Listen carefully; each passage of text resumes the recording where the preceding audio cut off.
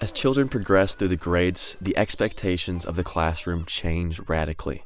Children are no longer given the same opportunities to nurture the characteristics we associate with creativity, and as a person, they become less creative. Evidence shows that since the 1990s, some of the most important characteristics needed for creativity have started to decline as students progress through the education system. Dr. Kyung-hee Kim at the College of William and Mary analyzed the results of 300,000 students and adults who participated in a series of creativity tests.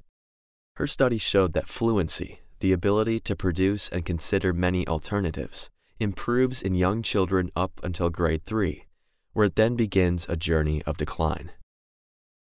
So much of school does follow a formula. There's a right way to solve a math problem or come up with the right answer in a history course or a science course. And so if we want them to think divergently, looking in many, many different directions rather than convergently focusing on finding a single predetermined correct answer, then we've got to give them experiences that not just allow that, they value that, because that's where creativity comes from.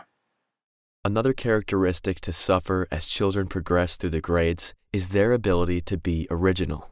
Similar to fluency, this skill improves through elementary school, but at around 5th grade it falls drastically and only begins to recover after students leave high school.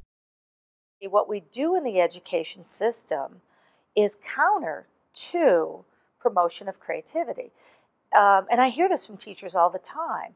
If I have to spend my time, and assessments are important, and standards are good, and being accountable is very important.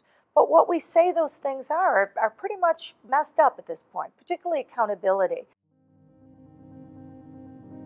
A federal system of rigid testing and high-stakes accountability now dominate the education system and threaten our nation's most prized asset, the ability to think creatively.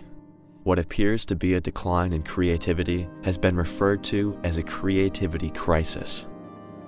In order to better understand this problem, we must examine the federal government's mission in education and better understand how certain events have shaped education policy and what we've come to most value in our nation's classroom.